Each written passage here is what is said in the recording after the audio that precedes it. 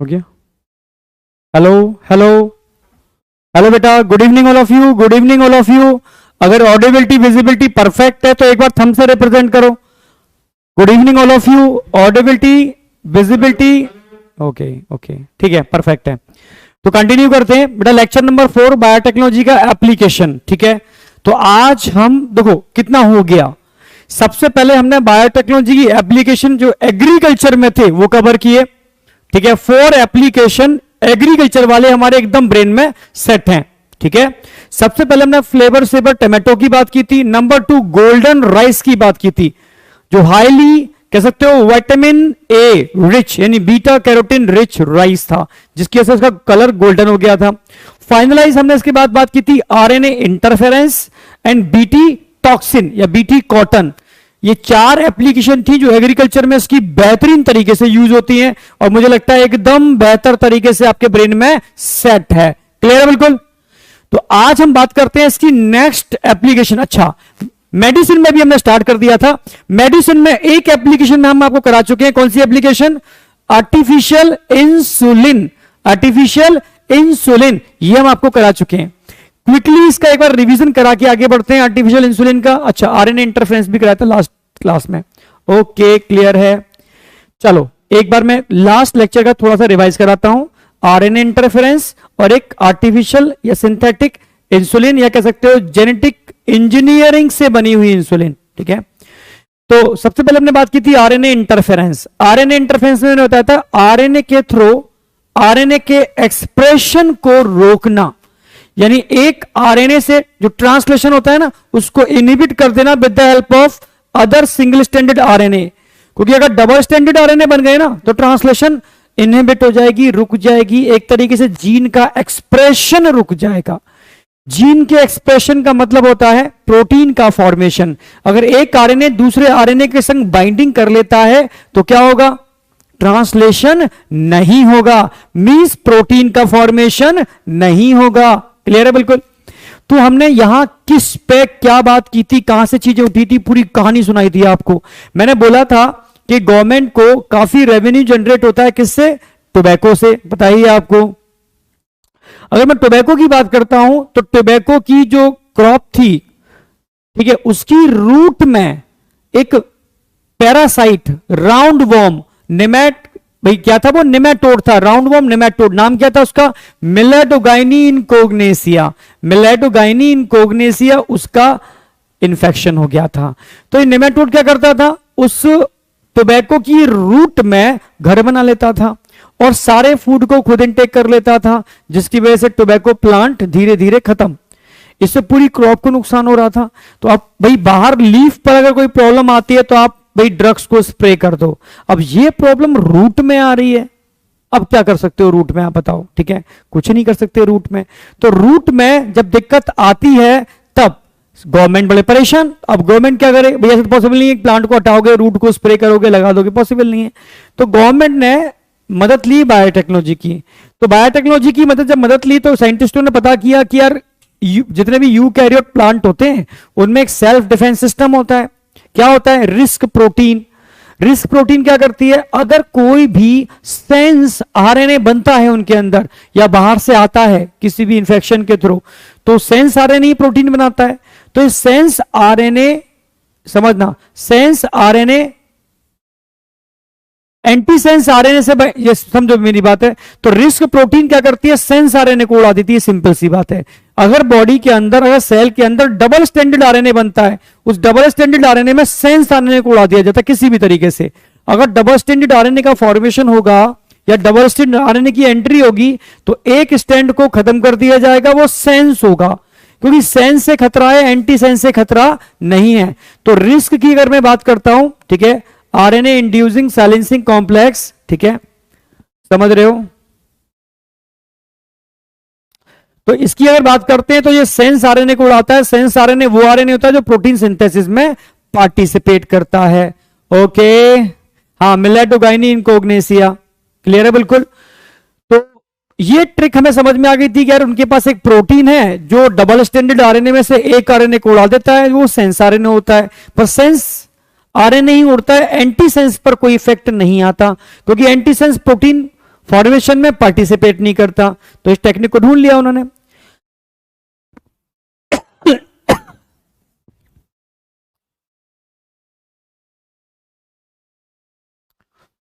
अब समझना, अब जब ये वाली बात पता चली साइंटिस्टों को तो दिमाग लगाया। क्या दिमाग लगाया कि यार उस जीन को ढूंढो जो नेमेटोड के पैरासिटिज्म के लिए रिस्पॉन्सिबल था। यानी नेमेटोड के पैरासिटिज्म के लिए एक जीन रिस्पॉन्सिबल था जो एक प्रोटीन बनाता था जिसकी वजह से नेमेटोड इस टोबैको प्लांट की रूट में रह पाता था। समझ रहे हो, फूड इनटेक कर पाता था। तो बस ढूंढ लिया उस जीन को, हमने उस जीन को निकाला और उस जीन को मॉडिफाई किया, क्योंकि जीन मतलब डीएनए, डीएनए का एक ही स्टैंड एक्सप्रेस करता है, उसके दोनों डीएनए एक्सप्रेस कर रहे थे। हमने उस डीएनए को उठा करके एज अ फॉरेन जीन एक वेक्टर से जोड़ा और वेक्टर को हमने उठा करके वेक्टर को उठा करके उसका ट्रांसफॉर्मेशन कर दिया। अब ट्रांसफॉर्मेशन करने के बाद जैसे मान लो ठीक है आपने टीआई प्लाज्मिड बना दिया, अब उस टीआई प्लाज्मिड को इंड्यूस कराया हमने इस मिलेटोगाइनी इनकोग्नेसिया का से। तो अब वो टीआई प्लाज्मिड क्या काम करेगा, उस डबल स्टैंडर्ड डीएनए को जो मॉडिफाइड था टोबैको प्लांट में एंटर करा देगा। अब टोबैको प्लांट में उसके दोनों ही स्टैंड क्या करेंगे, एक्सप्रेस करेंगे, सेंस और एंटी सेंस। क्लियर था बिल्कुल।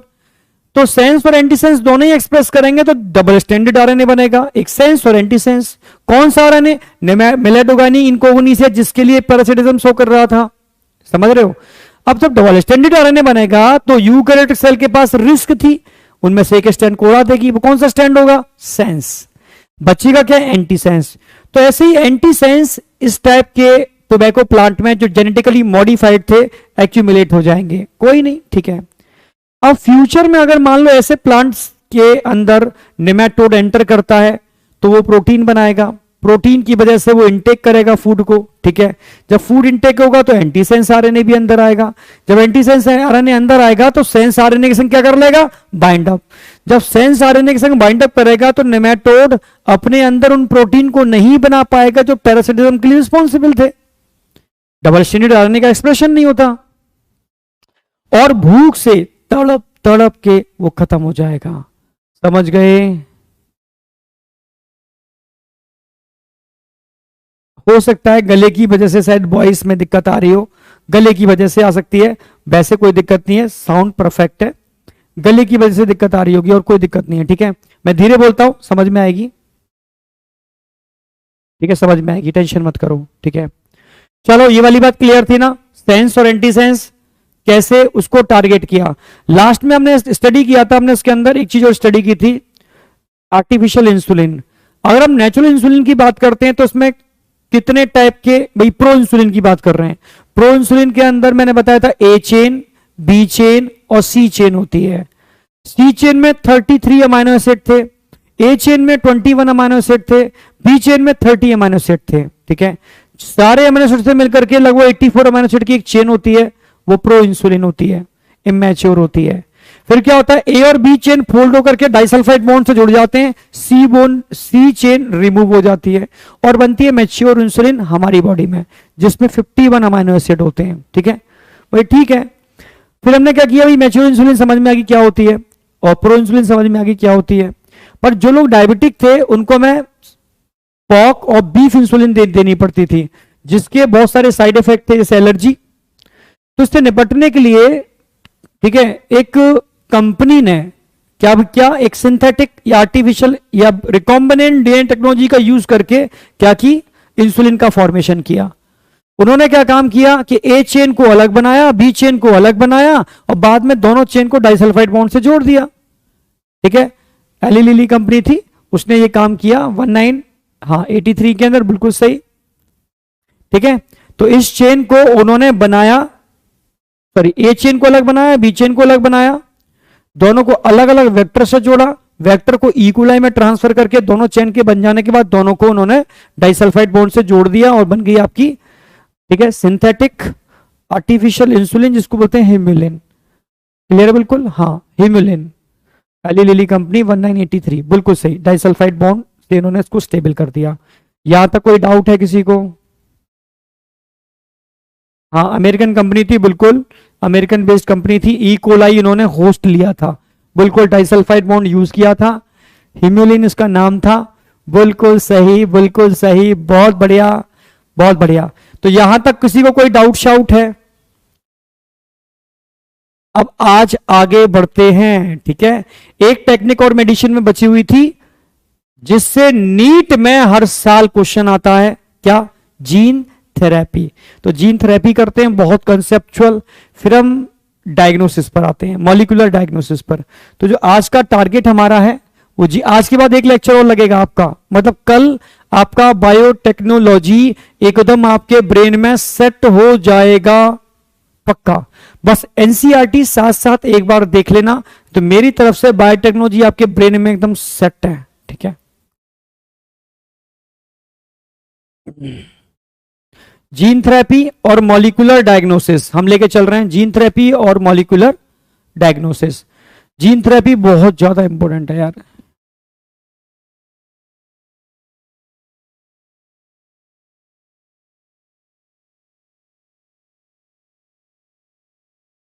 चलो भाई, जीन थेरेपी है क्या, पहले समझो। छोटी छोटी बातें बता रहा हूं जिस पर नीट में क्वेश्चन आ जाता है।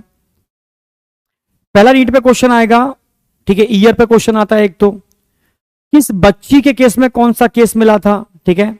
जीन थेरेपी कब यूज की गई थी, जीन थेरेपी होती क्या है, इसमें जो पहली थेरेपी थी वो जीन किस प्रोटीन को बनाता था, बहुत सारे क्वेश्चन। कहानी, पहले कहानी पर आते हैं। एक 4 साल की बच्ची थी, कितने साल की? 4 साल की। जैसे एचआईवी का इन्फेक्शन होता है ना, एचआईवी के इन्फेक्शन में क्या होता है, इम्यूनिटी डाउन हो जाती है, specially T lymphocyte based immunity, क्योंकि एचआईवी हेल्पर टी सेल को अटैक करके उसकी टी लिम्फोसाइट बेस्ड इम्यूनिटी को खत्म कर देता है, ठीक है। हेल्पर टी सेल नहीं बन पाते, बी सेल बन रहे हैं, पर हेल्पर टी सेल कम्युनिकेट करते हैं सबको, जिस वजह से इंसान का इम्यून सिस्टम कमजोर होने लगता है, यानी सेल मीडिएटेड इम्यूनिटी खत्म हो जाती है in case of HIV infection. समझना मेरी बात। पर एक डिसीज होती है SCID, severe combined immunodeficiency syndrome. इस डिसीज के केस में पेशेंट के अंदर ह्यूमोरल और सेल मीडिएटेड दोनों ही टाइप की इम्यूनिटी डाउन होती है, उससे भी खतरनाक होती है। अब जो डिसीज थी SCID किस पर बेस्ड थी, ये एक जीन पर बेस्ड थी, क्योंकि उस बच्ची के अंदर एक जीन का डिफेक्ट था। वो जीन एक प्रोटीन बनाता था, समझना, जो एडिनोसिन डीएमइनेज एंजाइम को बनाने के लिए रिस्पॉन्सिबल था। अब ये एंजाइम करता क्या है, समझना पूरी बात।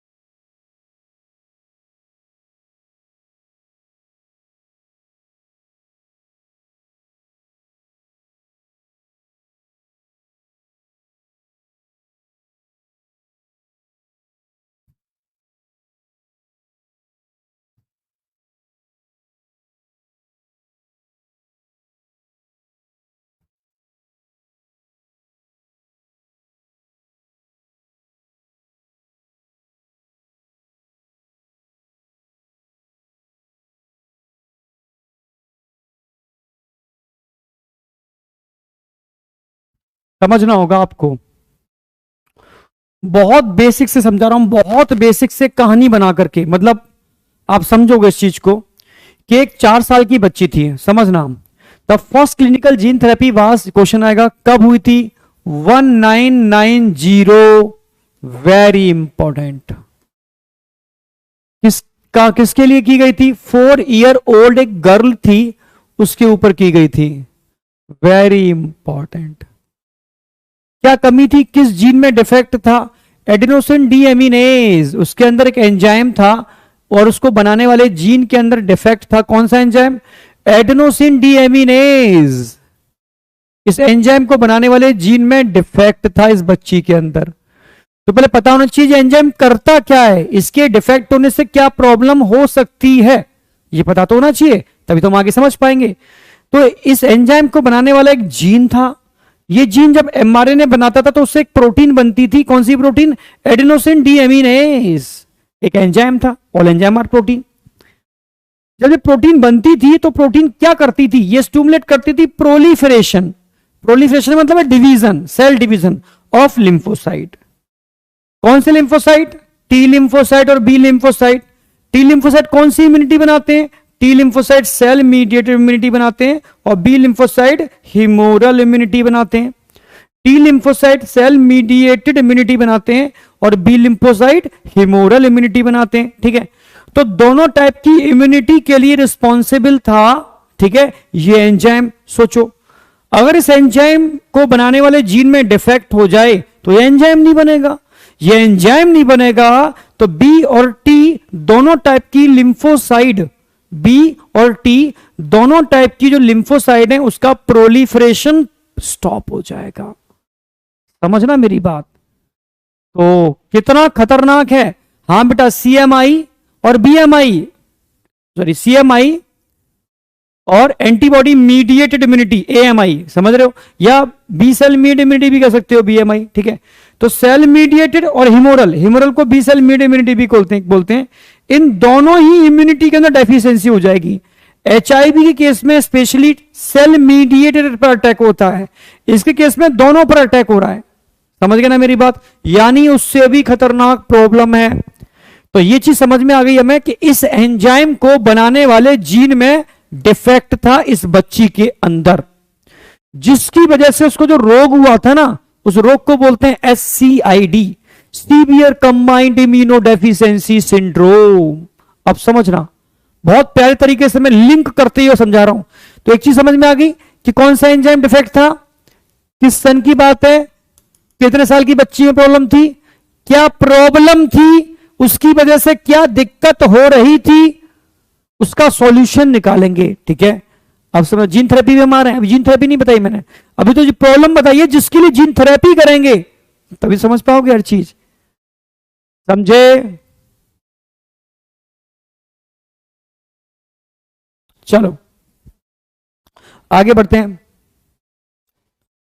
इन some children ADA deficiency can be cured by, ये तो बात की बात है, क्योर तो बाद में करेंगे, मेथड भी हम बाद में लेकर के आ रहे हैं।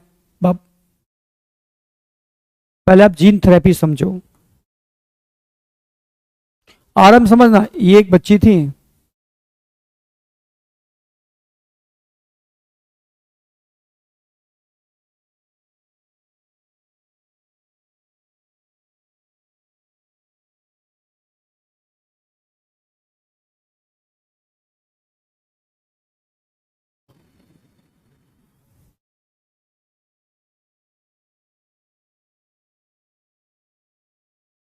इसको जो बीमारी थी क्या बोलते हैं इस बीमारी को, SCID,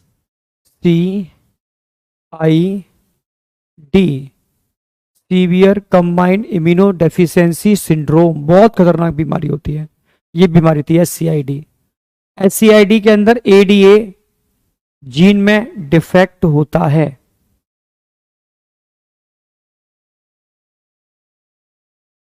बच्चे को क्लाइमैक्स चाहिए, सर ये ट्रीटमेंट हुआ क्या, नहीं हुआ, बताएंगे कैसे हुआ, ठीक है। आप समझ पा रहे हो मेरी बात, नहीं समझ पा रहे। SCID में क्या होता है बेटा, अभी तक SCID में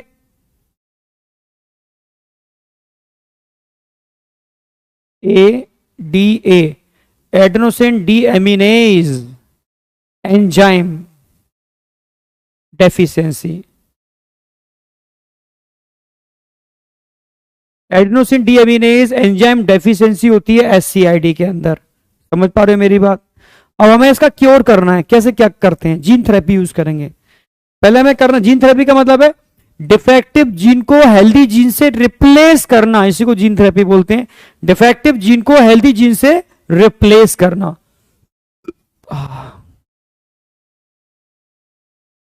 अब क्या करने वाले हैं, ध्यान से देखो।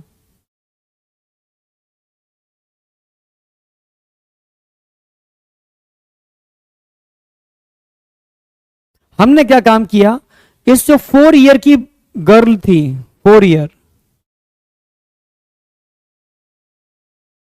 4 साल की है, एससीआईडी हो रखा है, एडीए एंजाइम डेफिशिएंसी, हमने इसके बोन मैरो से सेल निकाले, लिम्फोसाइट, आइसोलेशन ऑफ लिम्फोसाइट। ठीक है, कहां से? बोन मैरो से। समझना, बोन मैरो से हमने इसके सेल निकालने चालू कर दिए।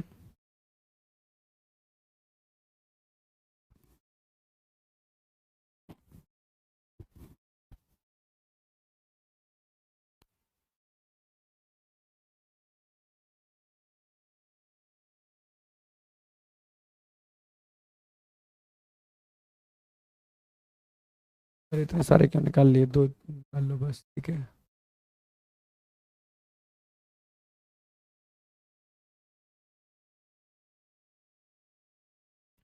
ये इफेक्टिव सेल हैं।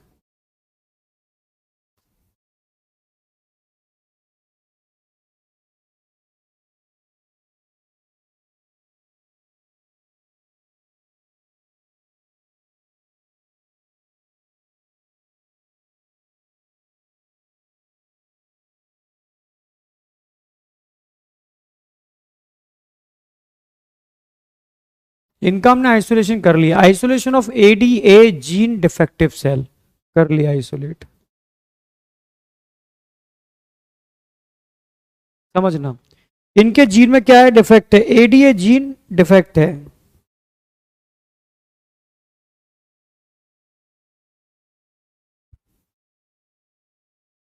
ठीक है, कहां से निकाला हमने? बोन मैरो से।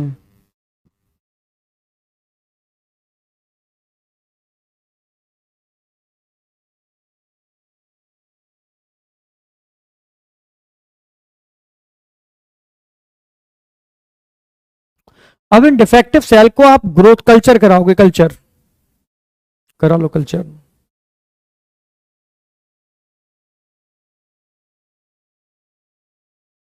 Cell culture,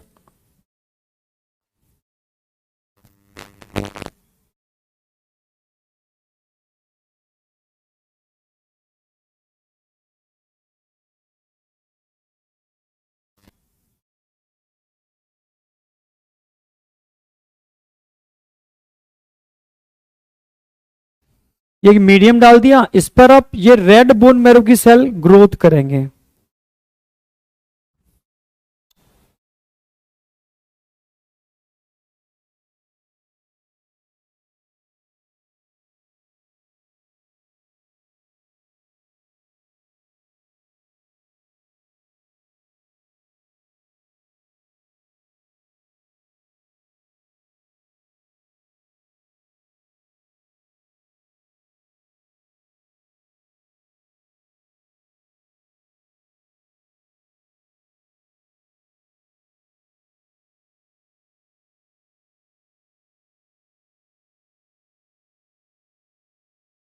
growth of ADA defective cell.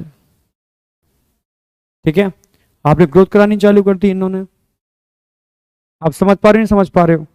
आपने एडीए सेल की ग्रोथ करानी चालू कर दी, किसके ऊपर?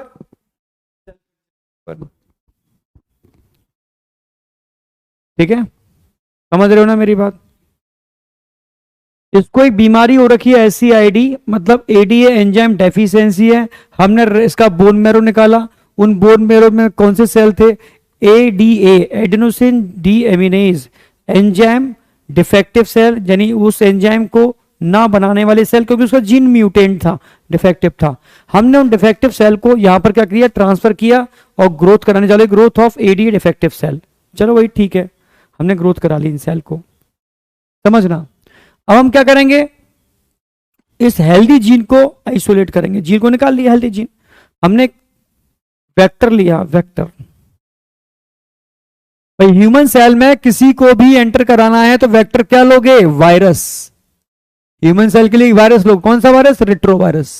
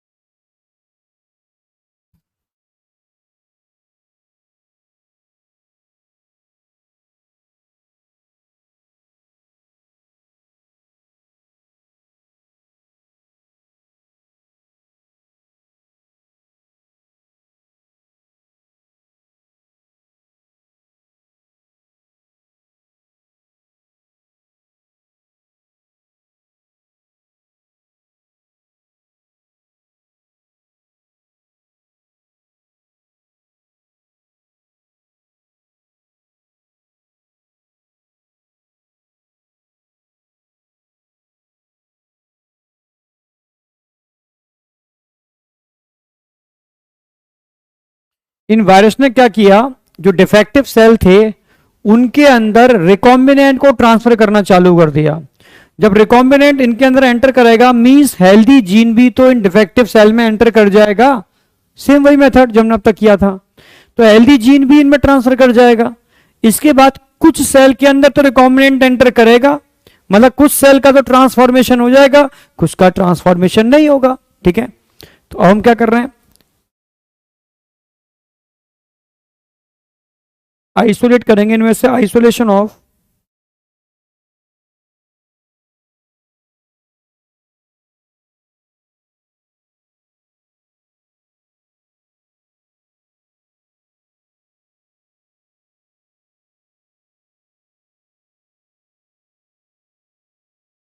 कर लिया आइसोलेट।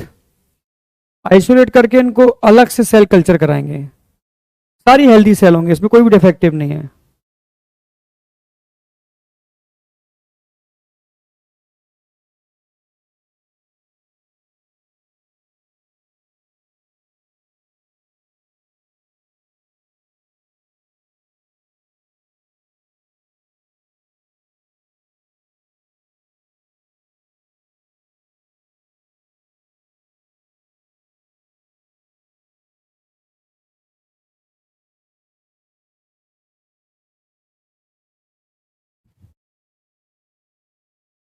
ठीक है भाई, ग्रोथ करा ली। फाइनली अब इन सेल को हम क्या करेंगे, ट्रांसफर करेंगे ये इसके बोन मैरो में।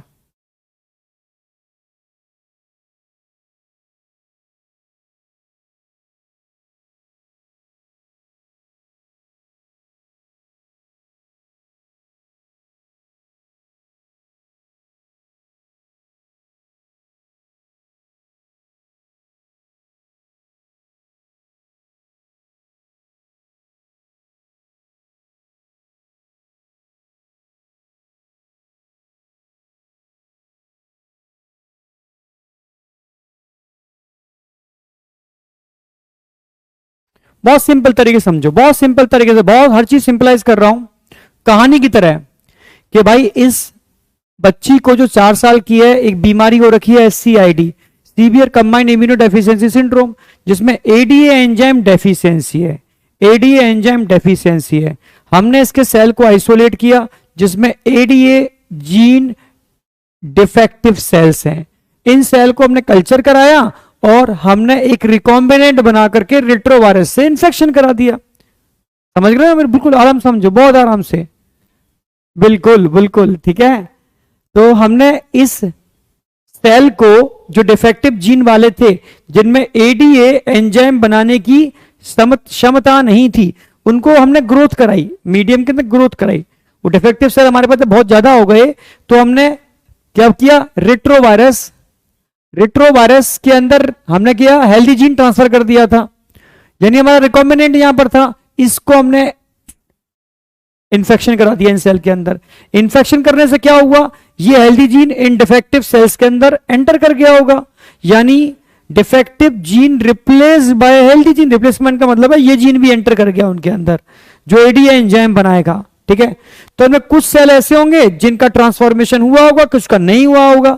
अब हम कह रहे हैं जिनमें ट्रांसफॉर्मेशन हो जाएगा उनको आइसोलेट कर लेंगे। इन सब के अंदर वो जीन है जो ADA एंजाइम बनाता है, वो जीन इनके अंदर प्रेजेंट है। इनको हम कल्चर करते रहेंगे, ठीक है। कल्चर कर लिया, समझना मेरी बात। अब इस बच्ची को बचाने के 2 तरीके थे। एक तरीका क्या था कि ADA एंजाइम इसके अंदर लगाया जाए, पर ADA एंजाइम की लाइफ तो होती नहीं ज्यादा, ठीक है, थोड़ी सी लाइफ होती है, फिर आपको फिर लगाना पड़ेगा, फिर लगाना पड़ेगा, फिर लगाना पड़ेगा, यानी ये कंटिन्यूस एंजाइम को आपको यूज करना पड़ेगा। एक तरीका तो ये है। दूसरा तरीका क्या है, इसके बोन मैरो को किसी और के बोन मैरो से रिप्लेस कर दिया जाए, जो इतना आसान नहीं है, क्योंकि इसका किसी 2 इंसान का बोन मैरो मिलता भी नहीं है आसानी से। आपने मूवी भी देखी होगी क्रिश, उसमें भी ये चीज बताने की कोशिश की गई है, बोन मैरो रिप्लेसमेंट इतना आसान नहीं है, ठीक है। तो बड़ी समस्या थी बोन मैरो। अगर बोन मैरो रिप्लेसमेंट मिल भी गया ना किसी का बोन मैरो, तो बोन मैरो में मिलने वाले सेल की भी तो एज परमानेंट, समझ रहे हो, टेम्परेरी है। बार बार बोन मैरो निकाल के डालना पड़ेगा, पर समय ज्यादा लग जाएगा। मतलब एंजाइम रिप्लेसमेंट बहुत शॉर्ट ड्यूरेशन का होता है, बोन मैरो रिप्लेसमेंट तब भी थोड़े लॉन्ग ड्यूरेशन का है, ठीक है, पर आपको वो बार बार बोन मैरो की रिक्वायरमेंट होगी, ठीक है। तो ये भी कोई क्योर नहीं है, और किसी का बोन मैरो मिलता भी नहीं है, ये आप भी जानते हो।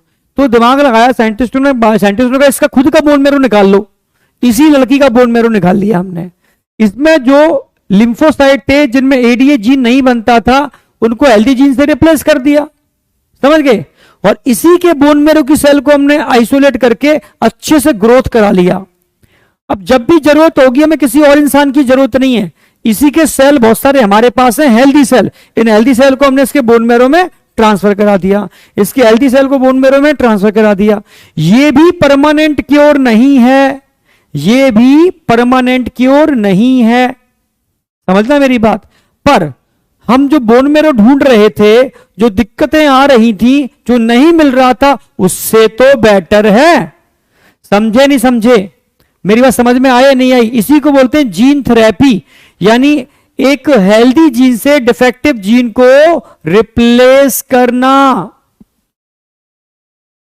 सर रिप्लेस कैसे होगा?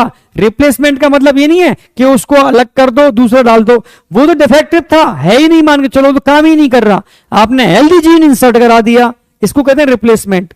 इन सेल के अंदर डिफेक्टिव जीन था जो खत्म हो चुका था, स्विच ऑफ, आपने हेल्दी जीन इसमें इंसर्ट करा दिया रेट्रोवायरस की हेल्प से। तो अब ये सेल हेल्दी जीन के साथ हैं। जब इन सेल को आप बोन मैरो ट्रांसप्लांट कर दोगे तो एडीए एंजाइम बनना चालू हो जाएगा। समझे नहीं समझे? सर सेल कल्चर कैसे होता है ये अभी आप आगे बायोटेक्नोलॉजी में पढ़ोगे, मतलब एमबीबीएस के अंदर। जैसे आप प्लांट सेल को कल्चर कर लेते हो, आप नहीं टिश्यू कल्चर करते हैं, ऐसी एनिमल सेल को कल्चर करने के लिए भी मीडियम होते हैं, उसमें एनिमल सेल को कल्चर करते हैं। स्पेशली कैंसर सेल पर हम काम करते हैं, एनिमल सेल को ग्रोथ कराते हैं। ठीक है, समझे? ये समझ में आया तो फटाफट बताओ, क्योंकि जीन थेरेपी को बहुत सिंपल वे में कन्वर्ट किया है BMS. What is bone marrow? तो इस बच्चा यहां है ही नहीं यहाँ का, क्योंकि बोन मैरो जिसके समझ में नहीं आया, पूरा हम 12th खत्म कर चुके हैं। उसके बाद अगर कोई बच्चा पूछ रहा है व्हाट इज बोन मैरो, तो बच्चा हमारे बैच का है ही नहीं। Crystal clear, crystal clear, diamond clear, बहुत बढ़िया, बहुत बढ़िया, समझ आ गया बीएमएस। ओके ओके, गला बंद हो रहा है, क्या गड़बड़ हो रही है गले में? समझे? तो अब वापस आ रहा हूं एनसीईआरटी पर। पहले मैंने बताया कि एंजाइम क्या करता है, इसको रिप्लेस कैसे किया। ठीक है, in some children ADA deficiency can be cured by, पहले मैंने क्या बताया भाई, बोन मैरो ट्रांसप्लांटेशन जो आसान नहीं है। दूसरा क्या बताया, enzyme replacement therapy in which functional ADA is giving to a patient by injection, ये भी परमानेंट क्योर नहीं है। ठीक है, जीन थेरेपी भी परमानेंट क्योर नहीं है। ठीक है, but the problem with both of these approach that they are not completely curative. पर तरीके यूज करते थे उस बच्ची के लिए। ठीक है, साइंटिस्टों ने कहा बोन मैरो नहीं मिल रहा तो इसी का बोन मैरो निकालो, उसमें जो डिफेक्टिव जीन है, बेकार हो चुका है, उसको तो बना रहने दो, अब हेल्दी जीन इंसर्ट करा दो, इसी को रिप्लेसमेंट थेरेपी बोलते हैं। ठीक है, अब मेथड क्या है?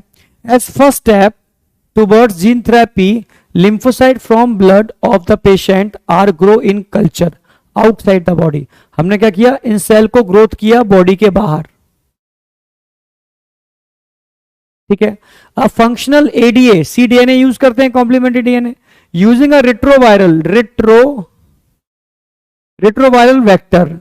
ठीक है, is then introduced into these lymphocytes which are subsequently returned to the patient। बाद में इन सेल को हमने पेशेंट में रिटर्न कर दिया। However, as these cells are not immortal, हम ये नहीं कह सकते सेल अमर हैं, क्योंकि इनकी भी एक लाइफ है, इनकी भी एक लाइफ है। इमोर्टल तो ये भी नहीं है भाई। ठीक है, एक टाइम के बाद लिम्फोसाइट की डेथ होनी है, तो डेथ इनकी भी होगी। अब बात ये आती है कि अगर आप किसी और से बोन मैरो कलेक्ट करते हो तो इतना आसान नहीं था। हमने क्या किया, हमने उसी की सेल को हेल्दी जीन का इंसर्ट करा करके इनको ट्रांसप्लांट करना चालू कर दिया। हाँ, इमोर्टल नहीं है, इनकी भी डेथ होगी, पर फिर भी काफी टाइम तक ये सर्वाइव करेंगे। समझ गए? तो however, as these cells are not immortal, the patient required periodic infusion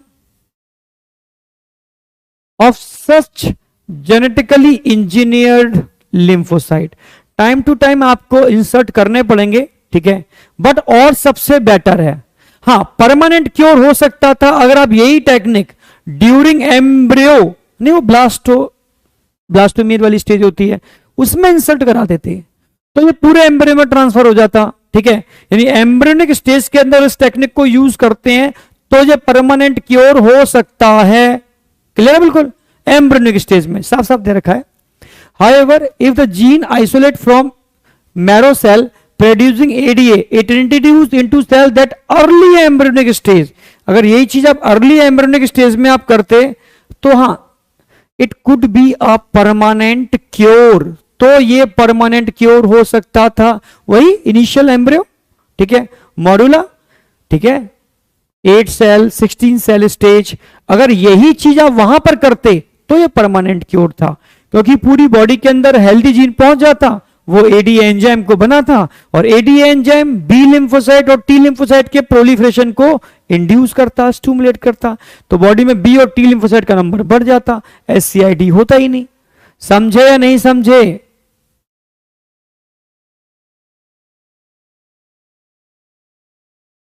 BMS बहुत बढ़िया, समझ में आ गया तो आग लगाओ फटाफट, इंडिकेशन मिल जाएगा समझ में आ गया। हाँ क्लीवेज के टाइम, बिल्कुल सही, क्लीवेज के टाइम।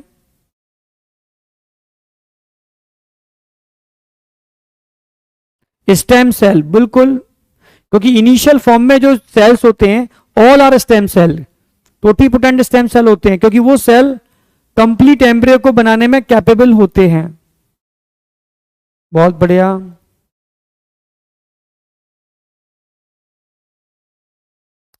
चलो ओके, समझ में आ गया, बहुत बढ़िया। एनर्जी लेवल तो यार शाम तक आते आते डाउन हो ही जाता है, क्लासेस अगर बहुत सारी होंगी तो लास्ट तक आते आते मामला बिगड़ जाता है। यहां तक कोई डाउट नहीं है, जीन थेरेपी एकदम कंसेप्चुअल सेट हो चुका है।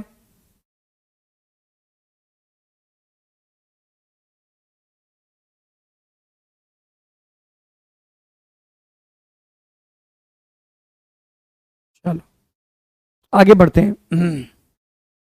देखो एक पार्ट हमारा कंप्लीट हो गया, हमने एग्रीकल्चर सारी एप्लीकेशन कर ली, ठीक है।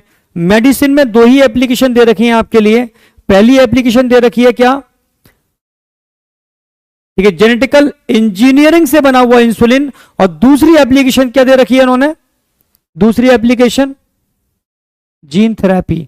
और लिख लो या देख लो, एक भी साल ऐसा नहीं गया नीट में जीन थेरेपी से क्वेश्चन ना आया हो।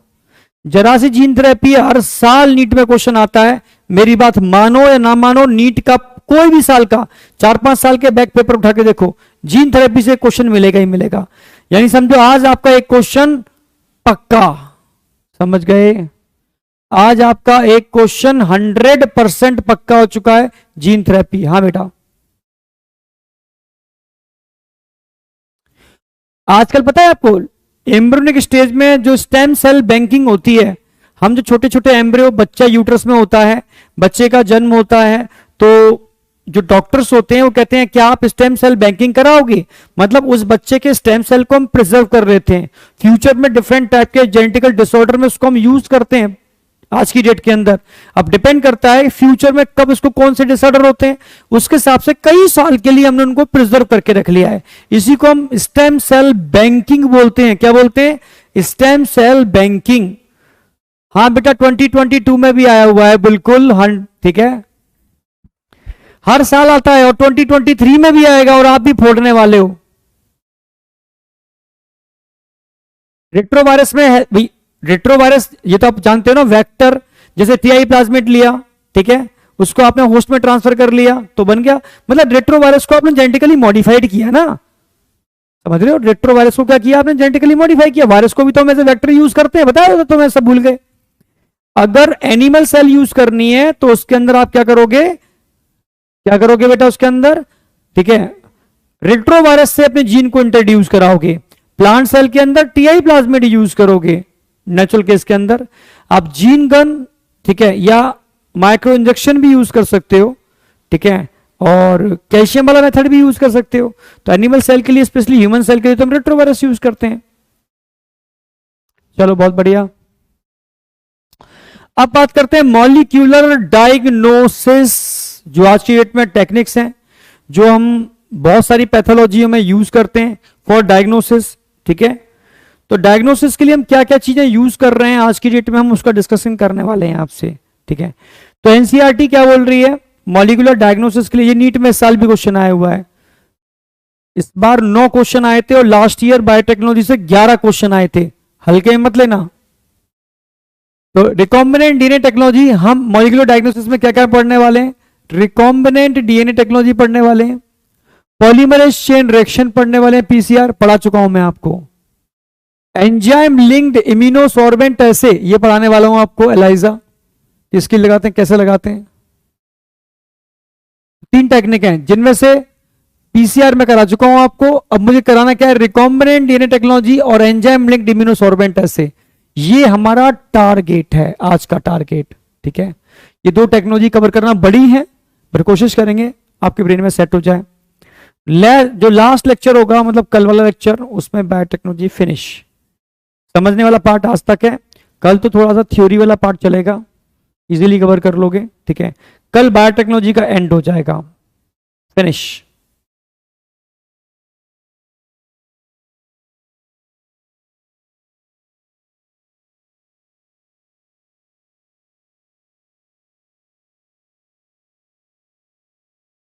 बहुत बढ़िया, बहुत प्यारी टेक्निक है, समझने की कोशिश करना। पीसीआर, पीसीआर तो मैं बता चुका हूं ना। जैसे आपने देखा होगा आजकल कोरोना का इन्फेक्शन हुआ तो आपसे सैंपल जाता है, सैंपल क्या कहां जा रहा है, पीसीआर करवाने जा रहे हैं। ये तो सब जान गए ना कि किसी भी पैथोजन का आइडेंटिफिकेशन करना हो हम पीसीआर यूज करते हैं।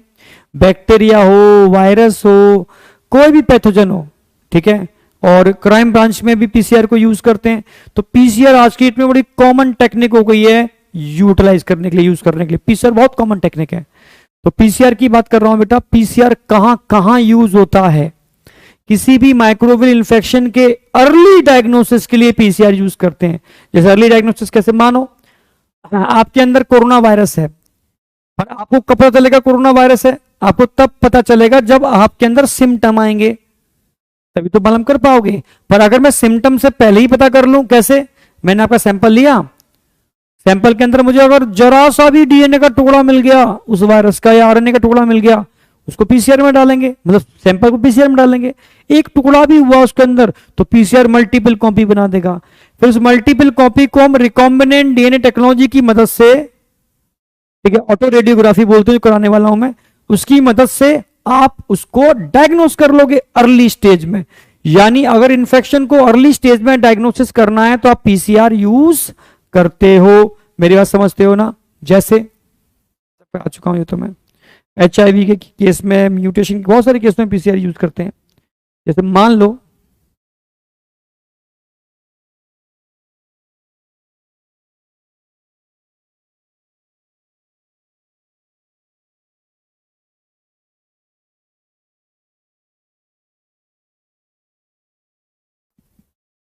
ये भाई साहब हैं, बड़े मस्त हैं, खुश हैं, ठीक है। इनको आइडेंटिफाई करना है क्या रेस्पिरेटरी ट्रैक में ऐसा तो नहीं है कोई इन्फेक्टिव एजेंट एंटर कर गया हो, लाइक वायरस, बैक्टीरिया, समझ रहे हो, एटसेट्रा। अगर ये एंटर करेंगे तो पैथोलॉजी पर जाएंगे, और पैथोलॉजी में क्या काम करेंगे, ब्लड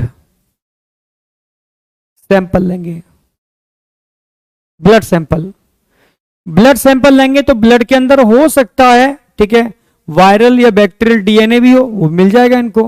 ब्लड में क्या होगा,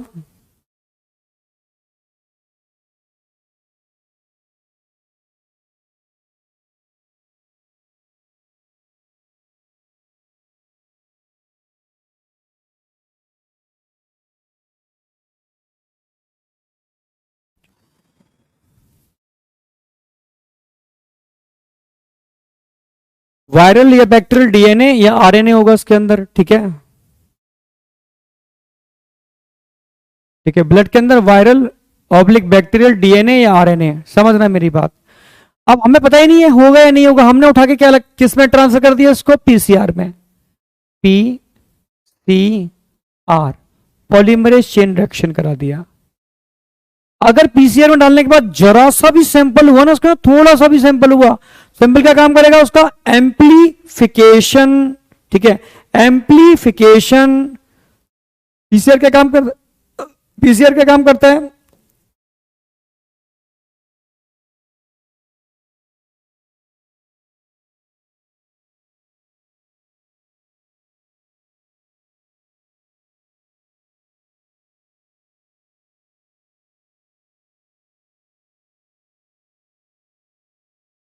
amplification of DNA and RNA. जब ये एम्प्लीफाई हो जाएगा, मिलियंस कॉपी बच जाएंगी, तो आप इसको आसानी से पता नहीं कर सकते हो। समझे नहीं समझे ये बताओ। ये एक टेक्निक बताई है मैंने अभी, तो ये तरीका होगा पीसीआर का। ठीक है, अब आगे बढ़ते हैं। जो आगे टेक्निक बताने वाला हूं वो किसी के पल्ले पड़ ही नहीं सकती, क्योंकि एनसीईआरटी ने थोड़ा सा दे रखा है, और जो डिटेल कंसेप्ट है वो आपके लेवल पर समझ में आता ही नहीं है, पर मैं कोशिश कर रहा हूं समझाने की। ठीक है, थोड़ा सा एक गुड पानी पी लें ना।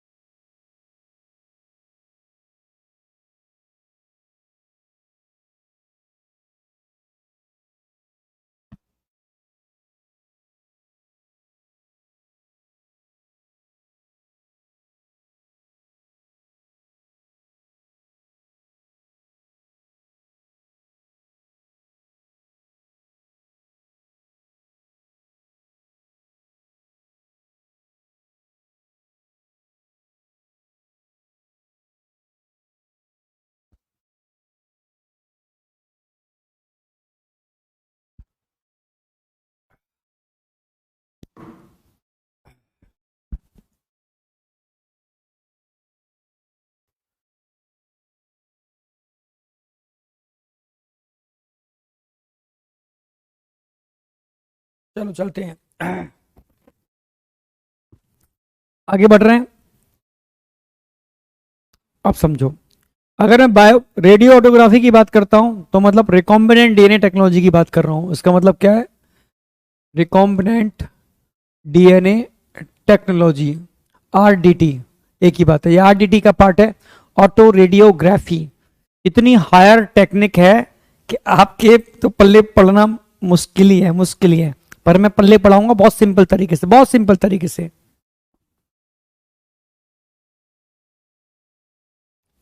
एनसीईआरटी मेरे साथ बैठो अभी लेकर के, एनसीईआरटी लेके बैठो, एनसीईआरटी की लाइन टू, जैसे एनसीईआरटी का ही करा रहा हूं मैं, जो भी थ्योरी है वो सारी एनसीईआरटी की, हर चीज में एनसीईआरटी की थ्योरी यूज करता जा रहा हूं, आप साथ साथ लेके चलो, एनसीईआरटी आपकी परफेक्टली होती जाएगी।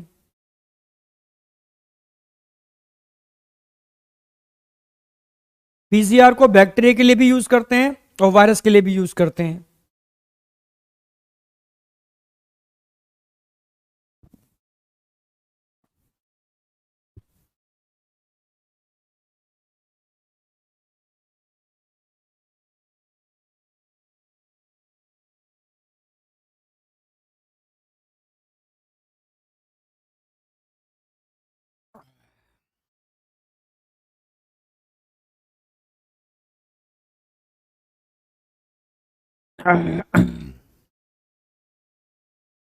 समझो,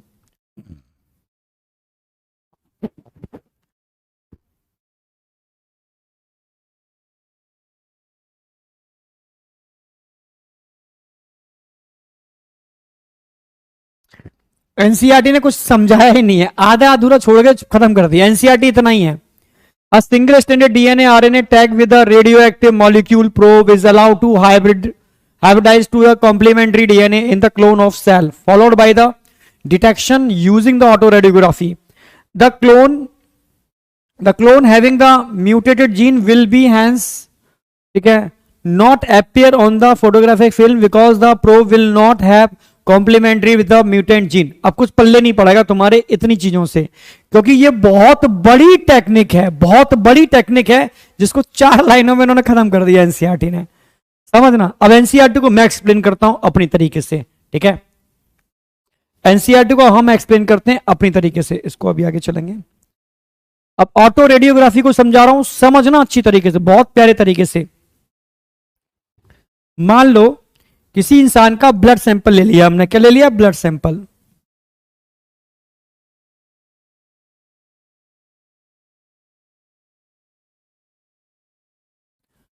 ठीक है, आपने इसका ब्लड सैंपल लिया, मानो कोई इंसान है, उसका ब्लड सैंपल आपने ले लिया। उस ब्लड सैंपल में हो सकता है वायरस हो, बैक्टीरिया हो, कुछ भी हो सकता है। ठीक है, इसका आपने क्या लगाया, PCR, polymerase chain reaction.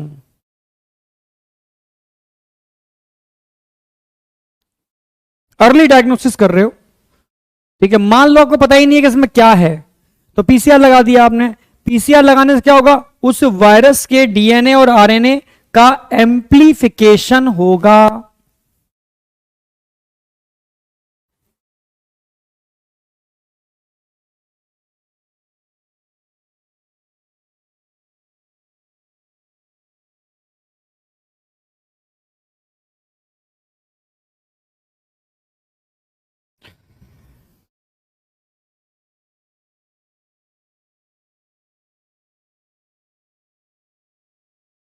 Amplification of viral DNA and RNA.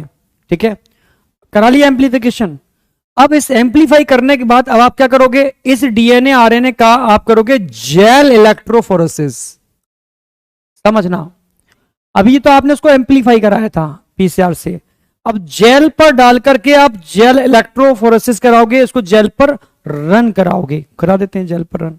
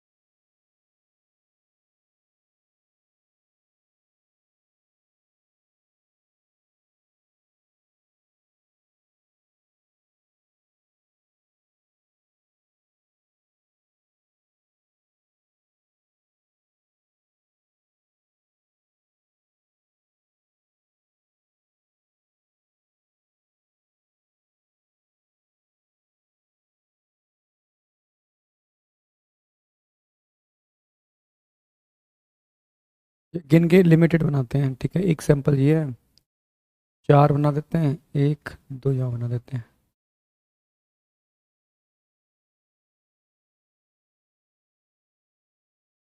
ठीक है, रन करा लिया आपने जेल इलेक्ट्रोफोरेसिस करा करके। अब क्या कराओगे आप,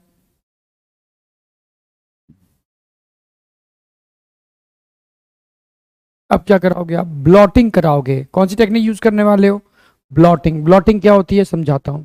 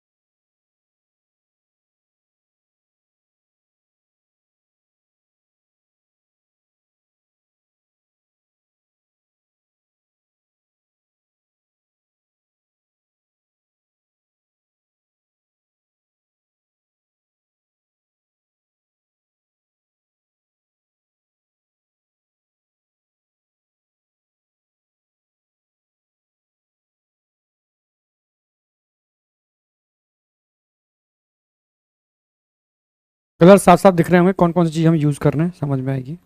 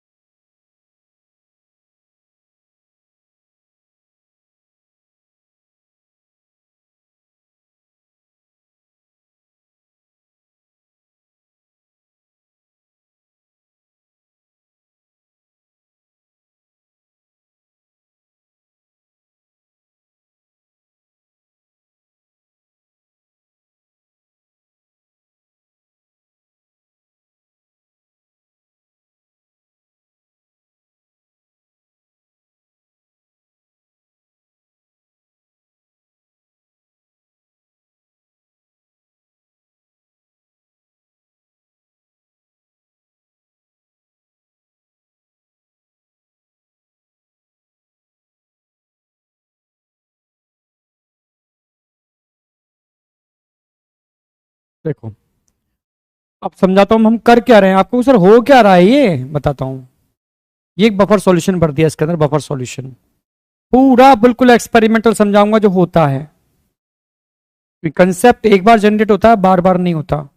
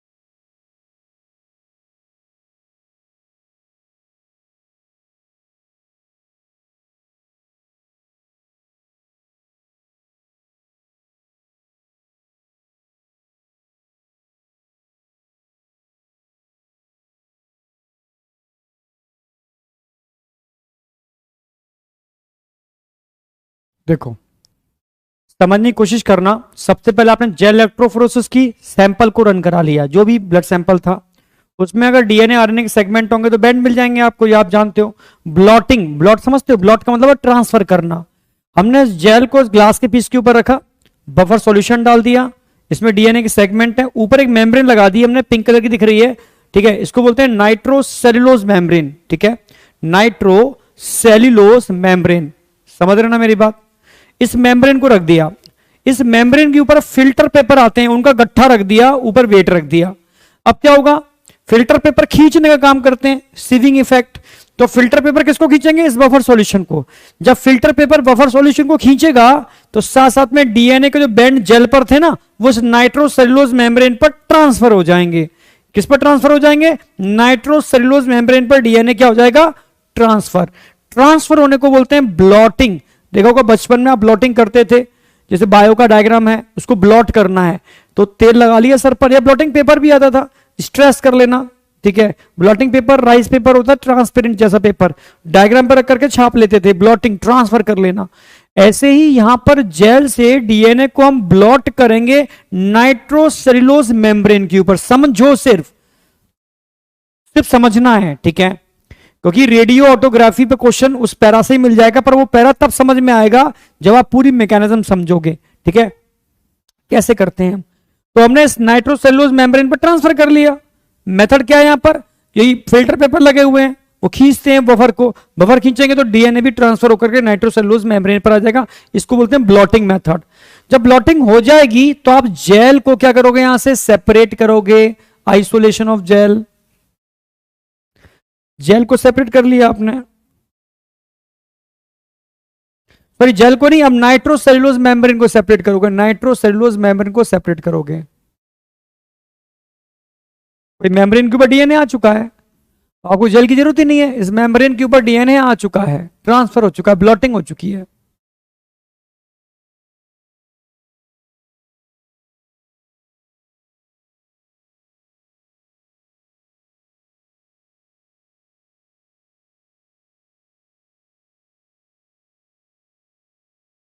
ये आ चुका है, और इस मेम्ब्रेन को हम एक पैकेट के अंदर, एक पैकेट होता है ना, इसमें एक स्ट्रिप लगी होती है पैकेट, ये पैकेट है,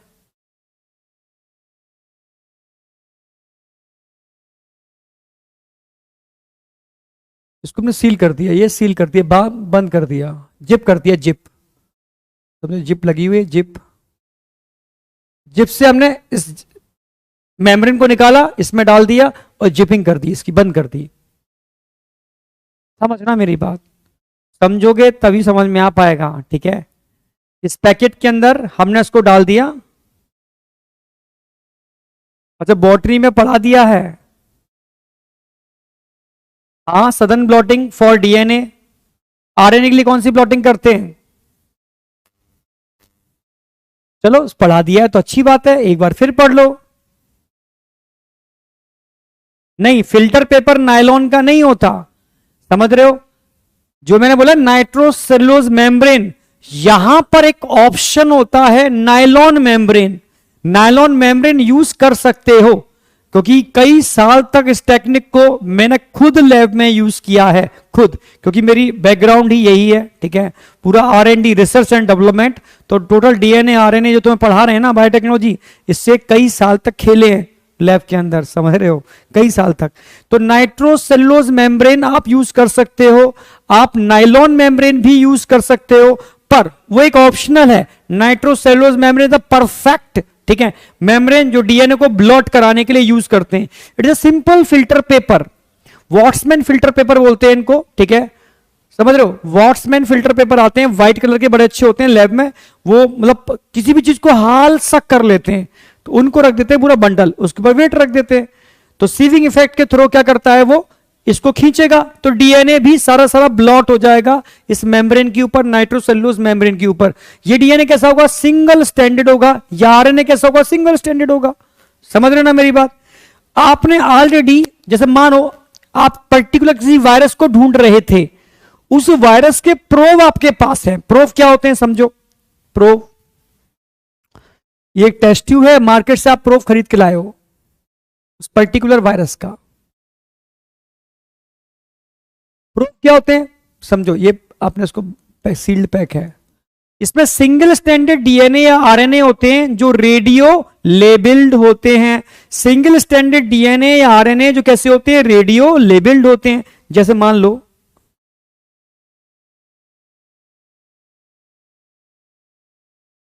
प्रोब है इसके अंदर, जिसमें क्या होगा बेटा,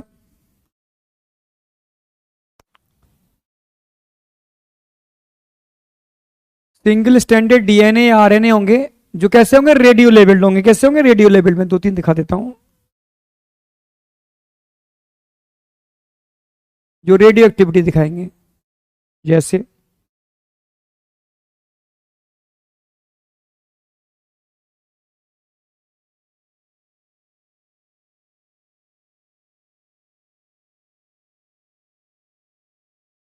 क्योंकि डीएनए हो या आरएनए हो, इसमें रेडियो एक्टिव हम फॉस्फेट यूज कर लेते हैं, P32,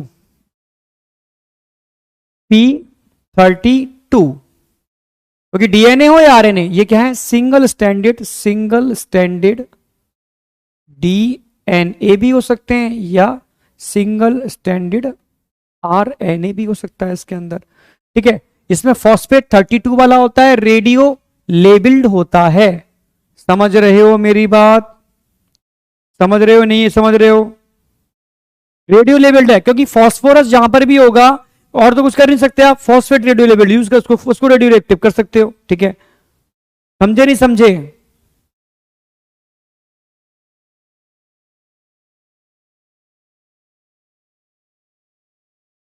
हाँ बेटा बिल्कुल, यस। चलो समझ में आ गया।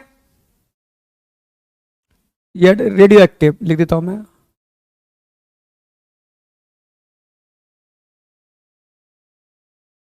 रेडियो एक्टिव है ये, ठीक है।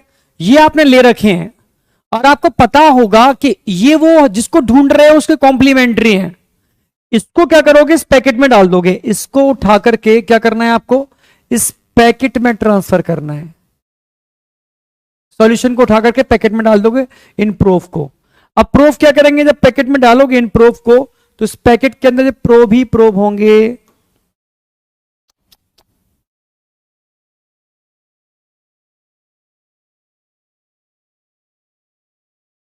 तो इस पैकेट के अंदर ये प्रोब ही प्रोब आ जाएंगे, प्रोब ही प्रोब घूमेंगे पैकेट के अंदर, प्रोब ही प्रोब भर देंगे आप इसके अंदर, ठीक है। इन प्रोब की खास बात क्या होगी, इन प्रोब की खास बात होगी ये रेडियो एक्टिव सब्सटेंस से लोडेड हैं, रेडियो एक्टिव सब्सटेंस से लोडेड हैं,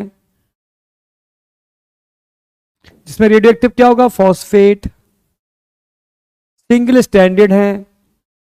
और आप ढूंढना चाहते हो कि आपने जेल पर जो रन कराया था, जो नाइट्रोसेलुलोज मेम्ब्रेन पर जिसकी ब्लॉटिंग की थी, वो सेगमेंट इसके अंदर है या नहीं, आप छोड़ दोगे इसको ओवरनाइट के लिए, ठीक है। इसमें से कुछ प्रोब बाइंड करेंगे, कुछ नहीं करेंगे, समझना मेरी बात, छोड़ दिया ओवरनाइट के लिए। आगे की मैकेनिज्म मैं नेक्स्ट पेज पर लेके चलता हूं।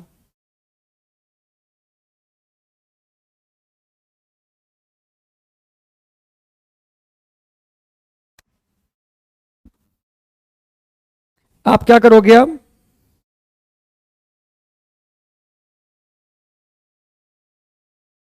ये आपके पास नाइट्रोसेलुलोज मेम्ब्रेन आ गई थी, पैकेट से निकाला आपने इसके अंदर,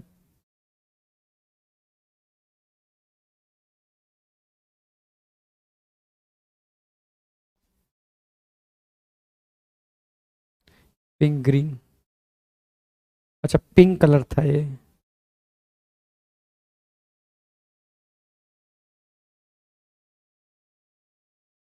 कोई नहीं पिंक कलर ले लेते हैं।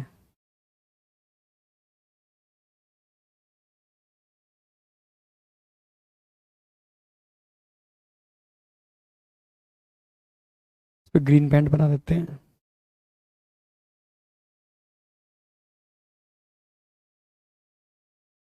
सब सिंगल स्टैंड है, पता ही नहीं आपको क्या है क्या नहीं, ठीक है। नाइट्रोसेलुलोज मेम्ब्रेन पे ले चुके हो, अब प्रोब आप यूज कर रहे हो सकता है एक प्रोब इससे बाइंड कर जाए, हो सकता है एक प्रोब इससे बाइंड कर जाए, हो सकता है एक प्रोब इससे बाइंड कर जाए, बाइंडिंग हो गई।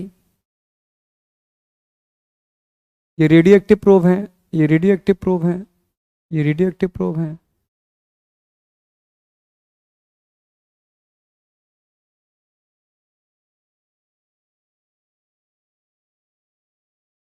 उसी से बाइंड करेंगे जहां उसका कॉम्प्लीमेंट्री डीएनए आरएनए आपको मिलेगा। बाइंडिंग हो गया, आपको पता नहीं बाइंडिंग हुई है नहीं हुई, ठीक है। ये ऑटोमेटिकली बाइंडिंग हो चुकी है ओवरनाइट के अंदर, ये बाइंडिंग हमने करवा दी, पैकेट में डाला ना उसको, अपने आप बाइंडिंग हो जाएगी, ठीक है। इसको बोलते हैं हाइब्रिडाइजेशन। ये क्या हो रहा है इसके अंदर,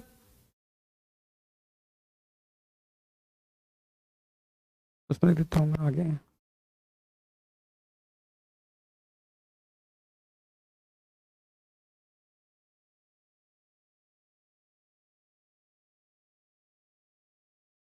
हाइब्रिडाइजेशन ऑफ कॉम्प्लीमेंट्री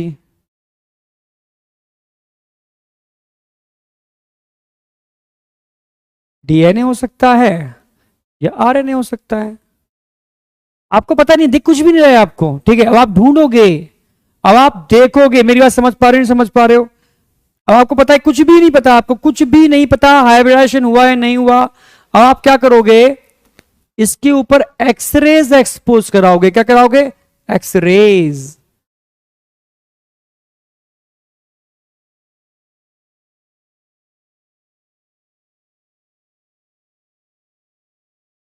जब इस पे एक्सरे डालोगे, जब इसके ऊपर एक्सरे का एक्सपोज कराओगे, तो क्या होगा एक्सरे का एक्सपोज कराने के बाद,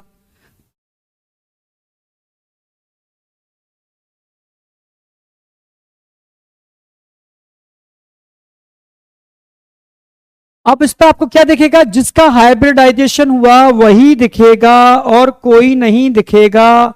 क्या क्या दिखेगा, ये दिखेगा, और क्या दिखेगा, ये दिखेगा, और ये दिखेगा, अरे ये दिखेगा, और ये दिखेगा।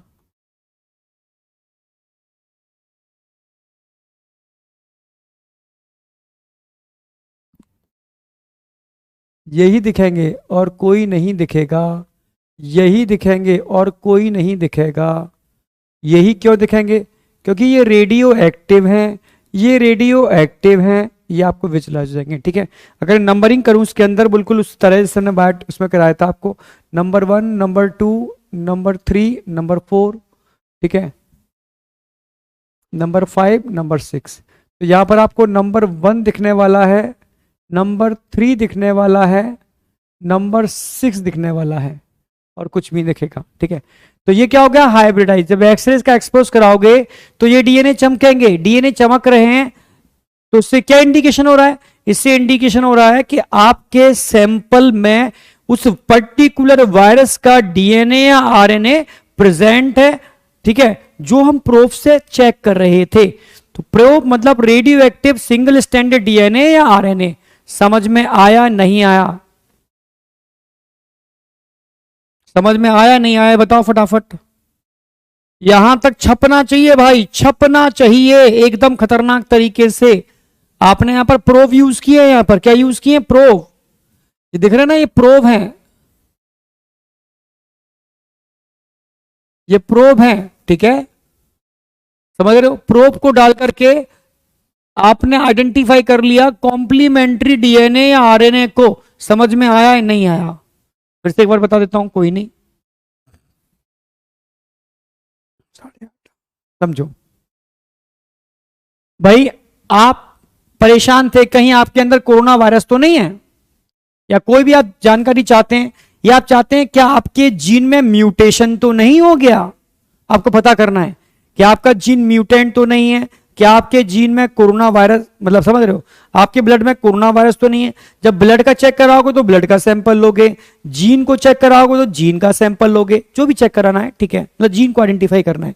ब्लड सैंपल लिया, वायरस ली, उसमें बैक्टीरिया वायरस को ढूंढना है, पीसीआर लगा करके एम्पलीफाई करा लिया, जेल इलेक्ट्रोफोरेसिस करा ली, ब्लॉटिंग करा ली, तो आपके जो भी ब्लड के अंदर या कोई जीन को ढूंढना चाहते हो तो उसका केस अलग होगा, पर मैकेनिज्म एक ही है। ठीक है, तो आप क्या कराओगे, सिंगल स्टैंडर्ड को रन करा लिया, आप रेडियो लेवल्ड प्रोब डाल दोगे इसके अंदर। रेडियो लेवल्ड प्रोब डालोगे तो प्रोब वहीं बाइंड करेगा जहां उसका कॉम्प्लीमेंट्री डीएनए आरएनए होगा, और तो कहीं बाइंड करेगा नहीं ना। एक्सरेज डाल करके देखोगे, आपको अगर रेडियो एक्टिविटी देखने को मिल रही है, यानी इन सैंपल के अंदर आपका कॉम्प्लीमेंट्री डीएनए था जो आप ढूंढ रहे थे, तो टेस्ट कैसा आया, पॉजिटिव आया, यानी वो चीज प्रेजेंट है। अगर म्यूटेशन ढूंढ रहे थे, समझना, तो म्यूटेशन ढूंढ रहे थे तो आप कह सकते हो इस जीन के अंदर म्यूटेशन नहीं हुई, तभी तो कॉम्प्लीमेंट्री डीएनए बाइंड कर गया। जिन जीन के अंदर कॉम्प्लीमेंट्री डीएनए बाइंड नहीं किया, मींस वहां पर म्यूटेशन हुई है। यानी अगर मैं म्यूटेशन ढूंढूंगा तो सैंपल 2, सैंपल 4 और सैंपल 5 ये म्यूटेंट हो जाएंगे, क्योंकि इससे कॉम्प्लीमेंट्री की बाइंडिंग नहीं हुई। जहां भी म्यूटेशन होगी न्यूक्लियोटाइड चेंज हो जाएंगे, और न्यूक्लियोटाइड चेंज हो रहे हैं मींस, समझ में आया, चेंज हो रहा है मींस म्यूटेशन हो गई है। तो इसको हम म्यूटेशन के लिए भी यूज करते हैं, बहुत सारी चीजों में यूज करते हैं। अब वापस एनसीईआरटी पर आ रहा हूं, अब समझ में आएगा। अ सिंगल स्टैंडर्ड डीएनए या आरएनए, हम इसमें आरईटी में यूज करते हैं, tagged with a radio active molecule, उनको बोलते हैं probe, is allowed to hybridise to its complementary DNA in a clone of cell followed by detection using radio autography. The clone having the, अब mutation की कैसे बात कर रहा हूं, the clone having the mutated gene, अगर किसी clone में म्यूटेटेड जीन है, will hence not appear on the photographic film, तो फोटोग्राफिक फिल्म पे वो दिखेगा नहीं, क्योंकि उसका हाइब्रिडाइजेशन नहीं होगा, तो दिखेगा ही नहीं। ठीक है, because the probe will not have complementary with the mutated gene, यानी म्यूटेटेड जो जीन होगा ये म्यूटेटेड जीन है, तो इनसे प्रोब की बाइंडिंग नहीं होगी।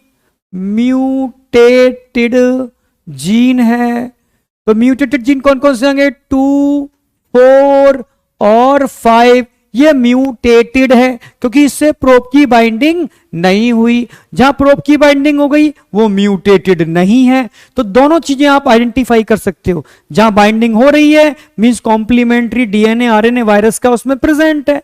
अगर आप जीन को आइडेंटिफाई कर रहे हो म्यूटेशन को, तो आपको वो देखना है जिसके अंदर कॉम्प्लीमेंट्री बाइंड नहीं कर रहा। समझ गए ना मेरी बात? समझ में आई या नहीं आई? आई तो आग लगाओ। ये आग ही समझ इंडिकेट करेगी कि हाँ यार समझ में आ गया।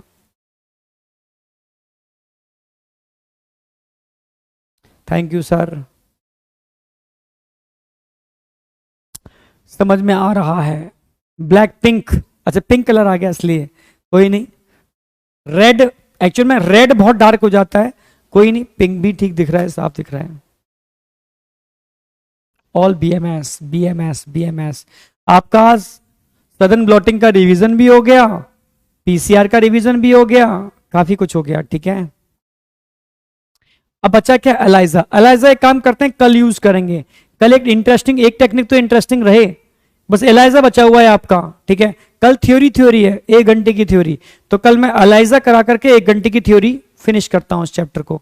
आज टेक्निक इतनी रखेंगे, समझे? समझे बाबू? एलाइजा हम कल करने वाले हैं बाबू, ठीक है। कुछ क्वेश्चन देखते हैं, जरा बताओ, जरा बताओ फटाफट।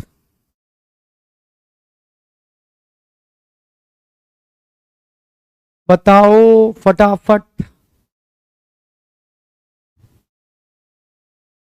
Which kinds of therapy was given in 1990-24-year-old girl with the adenosine deaminase deficiency? Gene therapy, first option. NEET बहुत बार आया हुआ है, एक लिख दिया है मैंने। All of the following technique can help in early detection of disease except, जरा बताओ फटाफट।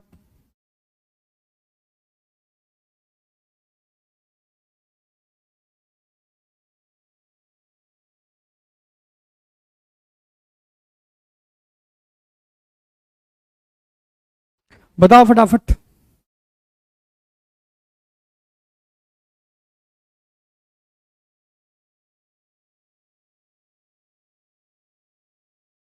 Second, all of the following technique can help in early detection of disease except, यानी एक को छोड़ करके।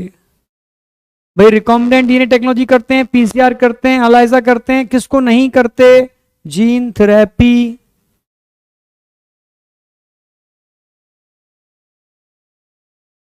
Permanent cure of ADA, adenosine deaminase deficiency, क्या होगा परमानेंट क्योर? फटाफट बताओ, परमानेंट क्योर क्या होगा?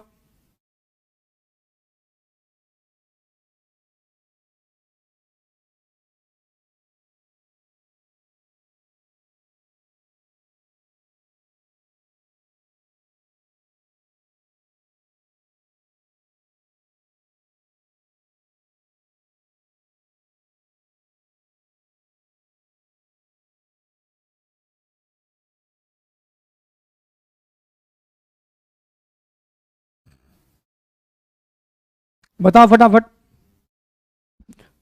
परमानेंट क्योर, ब्लड ट्रांसफ्यूजन ना, थर्ड ऑप्शन जो थर्ड लगा रहे हैं बिल्कुल सही लगा रहे हैं। अर्ली एम्ब्रियोनिक स्टेज में अगर आप करते हो तो ये परमानेंट क्योर है। नेक्स्ट बताओ। A probe is allowed to hybridise which with its complementary DNA in clone of cell and it's later on detected by the autoradiography, ठीक है। Recombinant DNA technology, polymerase chain reaction, RNA interference, gene therapy, कहां पर use करते हैं? समझ गए होगे, इसको यूज करते हैं रिकॉम्बिनेंट डीएनए टेक्नोलॉजी। तभी तो मैंने चीज बताई आपको। Genetic defect adenosine deaminase deficiency में भी क्योर्ड परमानेंटली बाय, अच्छा ये तो करा ही चुका हूं मैं आपको।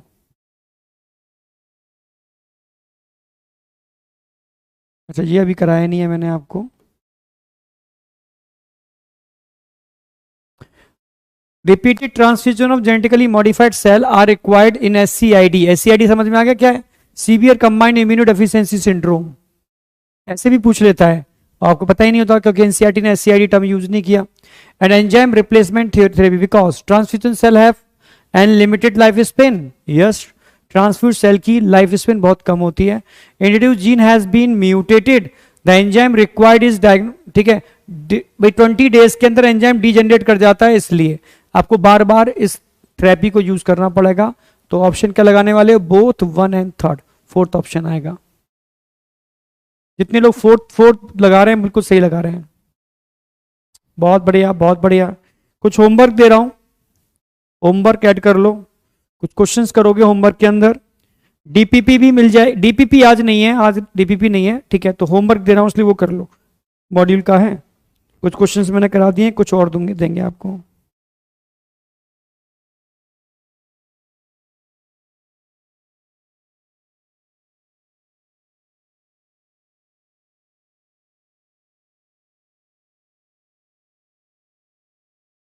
क्वेश्चन 48, 49, 50, 51, 55,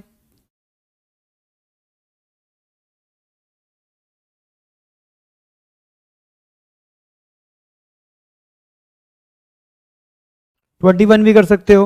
एससीआईडी का दे रखा है इन्होंने.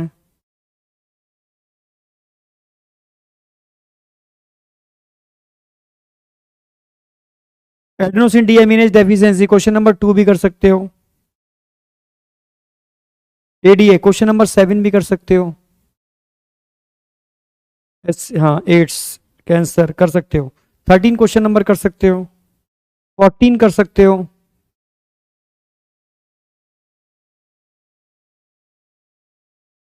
बस मॉड्यूल के ये क्वेश्चंस हैं जो इस टेक्निक को कवर करते हैं. अलाइजा वाले मैंने आज दिए नहीं है, कल मैं अलाइजा कराऊंगा, ठीक है. अलाइजा थोड़ी सी थ्योरी है, इसमें एथिकल इश्यू बताऊंगा, ठीक है. क्या क्या एथिकल इश्यूज होते हैं, ठीक है. बायो पेटेंट और बायो पायरेसी क्या होती है, और चैप्टर को एंड कर देंगे. कुछ कहानी सुनाने वाले हैं कल, और ट्रांसजेनिक एनिमल, ठीक है. थैंक यू बेटा, ऑल द बेस्ट. आज इतना ही रखते हैं. Thank you. तो आज जितना करा दिया उतना एकदम ब्रेन में सेट होना चाहिए. कल इस चैप्टर की एंडिंग करते हैं. Thank you, all the best. Bye बेटा, बाय बेटा, बाय.